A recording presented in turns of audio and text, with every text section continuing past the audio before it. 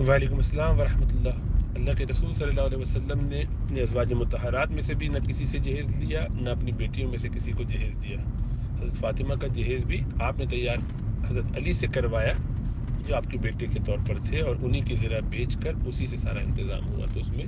جہیز نام کی کوئی چیز اس زمانے میں تھی ہی نہیں۔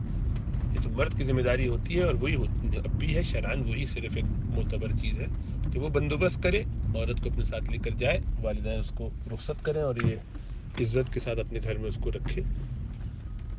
اب اس میں ایک نقطہ یہ بھی ذہن میں رہنا چاہیے کہ کسی سے سوال کرنا،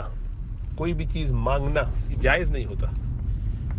یہ صرف اس کے لیے جائز ہے جس کے پاس 24 گھنٹے کا کھانا پینا نہ ہو، یعنی ایک ایسا شخص ہے جس کو فاقے ہوں، 24 گھنٹے سے زیادہ ہو چکا ہے اور اس 24 گھنٹے میں اس کے پاس کھانے پینے کے لیے کچھ نہیں ہے، ایسے شخص کو تو اجازت ہے کہ وہ کسی کے آگے ہاتھ پھیلائے، سوال کر لے۔ اس کے علاوہ کسی کو اجازت نہیں ہے۔ تو جہیز مانگنے میں جو لوگ ہاتھ پھیلاتے ہیں یہ بھی بالکل ناجائز اور حرام ہے۔ سوال کرنا تو بالکل ہی جائز نہیں، یعنی خود دینا بھی سنت نہیں ہے۔ خود جہیز دینا اپنے بچوں کو، بچیوں کو جو لوگ دیتے ہیں، یہ کوئی دینی چیز نہیں ہے، مسنون چیز نہیں ہے، لیکن چونکہ جائز ہے، ہدیے کی نیت سے دینا تو جائز ہے، لیکن مانگنا اور وہ بالکل حرام ہے۔ اور اسی طریقے سے دینے میں ہدیے کے علاوہ کی نیت ہونا مجبوری ہے، دنیا کیا کہے گی اور پریشر ہے اور یہ ہے، اور تاکہ اس طرح بچی ذرا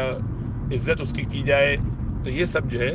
غلط انداز ہے، غلط رویے ہے، ان سے بچنا چاہیے۔ اور بچیوں کو اس رسم کو ختم کرنے کے لیے تو اب کلچر یہ بنانا چاہیے کہ اپنی مرضی سے بھی اب کچھ نہ دیا جائے، کچھ بھی نہ دیا جائے، صرف اس کے پہننے کے لیے جو جوڑے چاہیے کچھ وہ بندوبست کر دیا جائے، اس کے پہننے کے لیے جوتے کپڑے جو اس کی ضرورت ذاتی ہے بس، اور باقی سارا بندوبست لڑکے والے خود ہی کریں، اور پھر بعد میں اللہ کبھی توفیق دے، ہدیہ دینے کا دل چاہے، ہدیہ دینے کا ایک موقع ہوتا ہے، اس وقت دیا جائے، کبھی کوئی بات بنتی ہو تو، لیکن بالکل بھی جہیز کے نام پر تو کچھ بھی نہ دیا جائے، تاکہ یہ رسم آہستہ آہستہ مر جائے اپنی موت آپ، وہ اسی وقت ہوگی جب کھاتے پیتے لوگ، جو لوگ افورڈ کر سکتے ہیں، وہ بھی اس سے رکیں۔ جب الٹی رسمیں چل جائیں تو اس کے لیے 180 ڈگری پہ جا کے بالکل ضد میں کوئی اور کام کرنا پڑتا ہے۔ اس کی مثال ایسے ہے کہ اگر کوئی کاغذ کو فولڈ کر دیا جائے ایک پرچے کو، اور پھر اس کے بعد اس پہ کریز بھی لگا دی جائے، تو اب اگر آپ اس کو سیدھا کرنا چاہیں گے تو وہ واپس بند ہو جائے گا۔ اس کو سیدھا کرنے کا طریقہ یہ ہے کہ اس کو دوسری سمت میں موڑ کے کریز لگا دی جائے، پھر اب یہ سیدھا ہو جائے گا۔ تو جب ایسی ٹیڑھی رسمیں چل پڑے تو اس میں بالجبر بتکلف ایسے کام کرنے چاہیے جو بالکل اس کے مقابلے میں بالکل ہی اجنبی لگے، لوگوں کے لیے انیوژول ہوں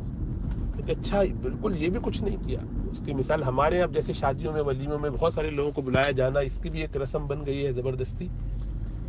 تو ہمارے یہاں ماشاءاللہ بعض لوگوں نے اس طرح ولیمے کیے کہ لڑکی کا مطلب ولیمہ ہے، لڑکے کا یعنی، تو لڑکی کے گھر والوں کو بھی نہیں بلایا اس نے،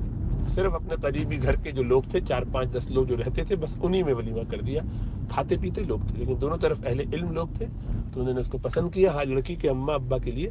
گھر سے کھانا بھیج دیا ولیمے کا کہ آپ اپنے گھر پہ اطمینان سے کھائیے، ہم اپنے گھر میں کھا رہے ہیں ولیمے کا کھانا، بس ختم۔ ولیمہ کرنا چاہیے، سنت ہے، ولیمہ سنت ہے،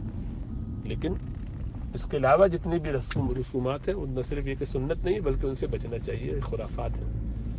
اب ظاہری بات ہے اس کو ختم کرنے کا جیسا عرض کیا طریقہ یہی ہے کہ اس کے بالکل منافی کام کیا جائے، بالکل اس کو ایسا کر دیا جائے گا کہ کسی کے نزدیک اب اس کی اہمیت ہی نہ رہ جائے، کسی سے پوچھے بغیر خاموشی سے مسجدوں میں شادی ہے، مسجدوں میں یعنی نکاح کر کے رخصت کر دیا جائے، اور پھر اس کے بعد ولیمہ کیا جائے،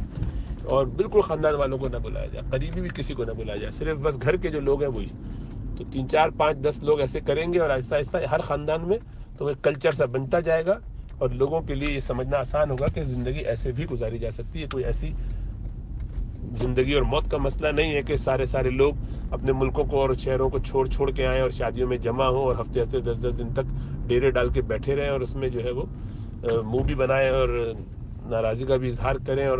سب اپنے چھٹیاں لے کر اس طرح برباد کریں، اس میں محرم نہ محرم کی بھی کوئی فکر نہ رہے، شادیوں میں بھی دھوم دھڑکا ہو، خوب تیار ہونے پر بھی خوب خرچے کیے جائیں، یہ سب چیزیں بالکل دکھاوے اور بے تکی رسمیں ہیں اور کچھ نہیں ہے۔ تو شریعت کے دائرے میں آنے کے لیے ضروری یہ ہے کہ اب ذرا الٹی سمت میں، ذرا آؤٹ آف دا وے جا کے پرتشدد انداز سے جہاں جس کا بس چلتا ہو وہ اس کو منحوس قسم کی رسم کو ختم کرے، اور وہ اس کے بغیر نہیں ہوگا جب تک کہ کھاتے پیتے لوگ، جانتے بوجھتے ان کاموں کو کرنے والے لوگ اس سے رکیں۔ غریبوں کی تو مجبوری ہم نے بنا دی ہے، کھاتے پیتے لوگوں نے، انہوں نے دکھاوے کر کر کے ان کی زندگیوں کو عذاب میں ڈال دیا ہے، اور اب ظاہری بات ہے وہ پریشان ہے، کیا کریں؟ تو اب ہمیں ہی اس کو انڈو کرنا ہوگا۔ ہمارے گھروں سے جب یہ حالتیں نکل جائیں گی تو اللہ کی ذات سے امید ہے کہ بس بہتری ہوگی۔ اب اس کو دین کے نام پر، کیونکہ لوگ ہوشیار بہت ہیں، نفس کی شرارتیں پہچانتے نہیں ہیں اور دھوکے میں آ جاتے ہیں، اور پھر دین سے ہیلے بہانے کرتے ہیں، تو اس میں نئی نئی کہانیاں نکال کے، نہیں ہماری نیت یہ نہیں، ہم تو صرف یہ کر رہے ہیں۔ آپ کی نیت یہ، دنیا کو کیا پتا کہ آپ کی کیا نیت ہے؟ آپ کیوں ایسی غلط رسم قائم کر کے لوگوں کو دھوکے میں ڈالتے ہیں؟ تو ایسے ہیلا بھی نہیں کرنا چاہیے، بہت بچنا چاہیے۔ اللہ سب کو توفیق عطا